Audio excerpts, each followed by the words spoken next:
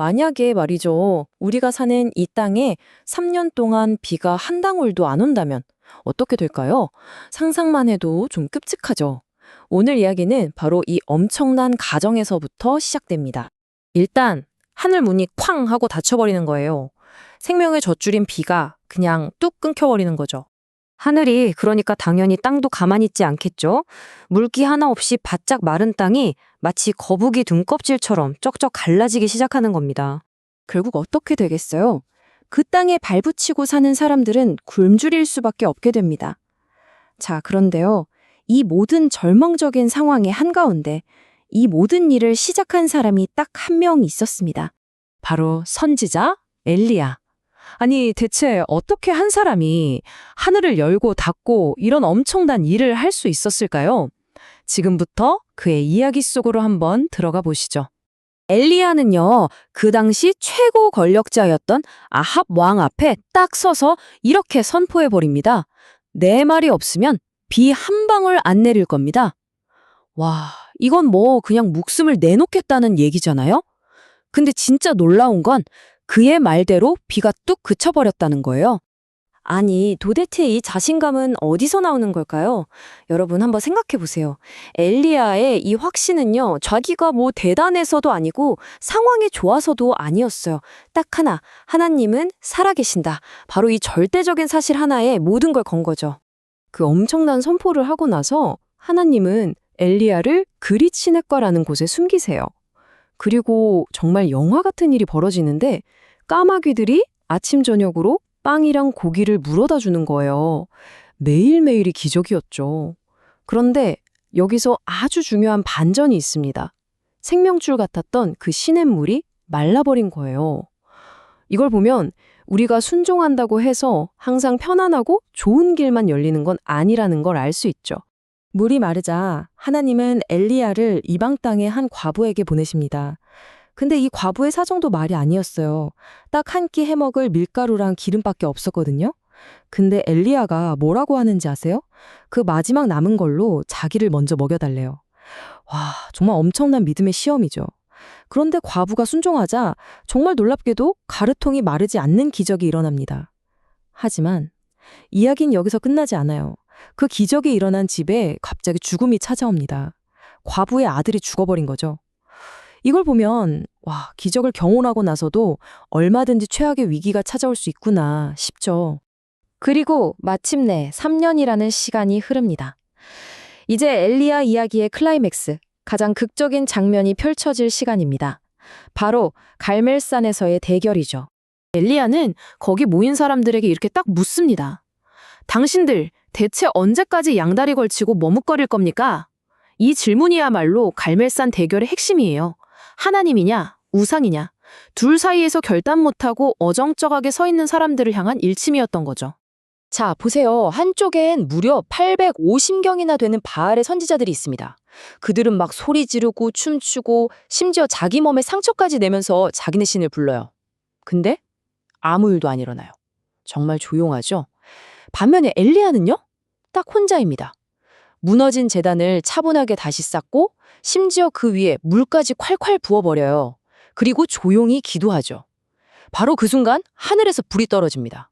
이걸 눈앞에서 본 사람들이 어떻게 반응했을까요? 모두가 한 목소리로 외칩니다. 여호와, 그가 하나님이다. 여호와, 그가 하나님이다. 엘리야의 인생 최고의 순간, 영적 승리의 정점이었죠. 그런데 말입니다. 이야기는 여기서 끝나면 참 좋았을 텐데 정말 예상치 못한 방향으로 아주 급격하게 꺾여버립니다. 그 위대한 승리 바로 뒤에 한 사람의 처절한 무너짐이 기다리고 있었거든요. 이 대비가 정말 충격적이지 않나요? 불과 얼마 전까지 하늘에서 불을 끌어내리던 그 사람이 이제는 광야에 쓰러져서 그냥 죽고 싶다고 말하는 사람으로 변해버렸습니다.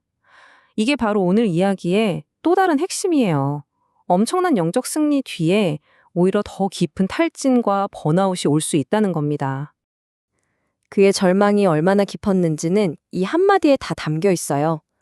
하나님, 이제 충분합니다. 제발 제 목숨 좀 거두어가 주세요.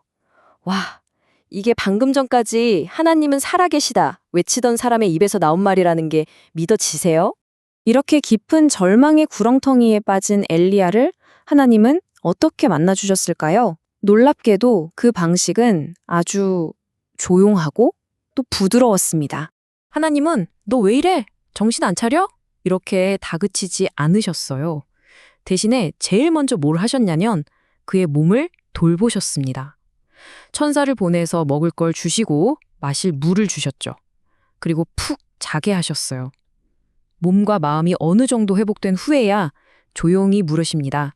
엘리야야, 네가 어찌하여 여기 있느냐? 그리고 하나님은 엘리야에게 당신을 보여주시기 전에 엄청난 자연현상들을 먼저 지나가게 하세요. 막 산을 무너뜨리는 강한 바람, 땅을 흔드는 지진, 모든 걸 태워버릴 듯한 불, 꼭 갈멜산의 영광을 다시 보여주는 것 같죠? 그런데 성경은 아주 분명하게 이야기합니다. 하나님은 그 바람 속에도 지진 속에도 불 속에도 계시지 않았다고요. 그럼 어디에 계셨을까요? 바로 아주 작고 조용한 세미한 소리, 그 가운데 하나님이 계셨습니다. 이건 정말 중요한 메시지죠. 하나님은 위대한 기적과 승리의 순간에만 함께 하시는 게 아니라 우리가 가장 약해지고 지쳤을 때 바로 그 고요한 음성으로 찾아오신다는 걸 보여주는 거예요. 그리고 하나님은 엘리야를 절망에 빠뜨렸던 가장 큰 원인, 이제 나 혼자밖에 안 남았어 하는 그 지독한 외로움에 대한 답을 주십니다. 그게 바로 이 숫자 7천이에요. 바알이라는 우상에게 무릎 꿇지 않은 사람이 아직 7천 명이나 남아있다는 거였죠. 엘리야는 결코 혼자가 아니었던 겁니다. 자, 그럼 오늘 엘리야의 이 롤러코스터 같은 이야기를 통해 우리가 꼭 기억해야 할 것들을 정리해 볼까요?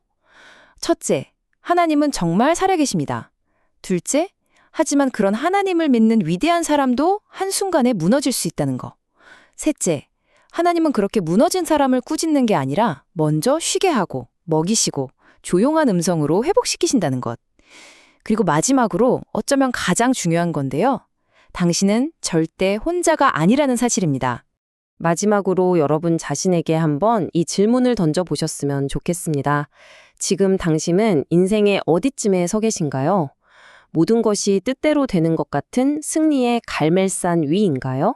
아니면 모든 에너지가 다 타버려서 그냥 주저앉고 싶은 로뎀나무 아래인가요? 오늘 함께 나눈 엘리야의 이야기는 당신이 지금 어디에 서 있던지 바로 그 자리에서 하나님의 회복과 그분의 음성이 시작될 수 있다는 희망을 우리에게 보여주고 있습니다.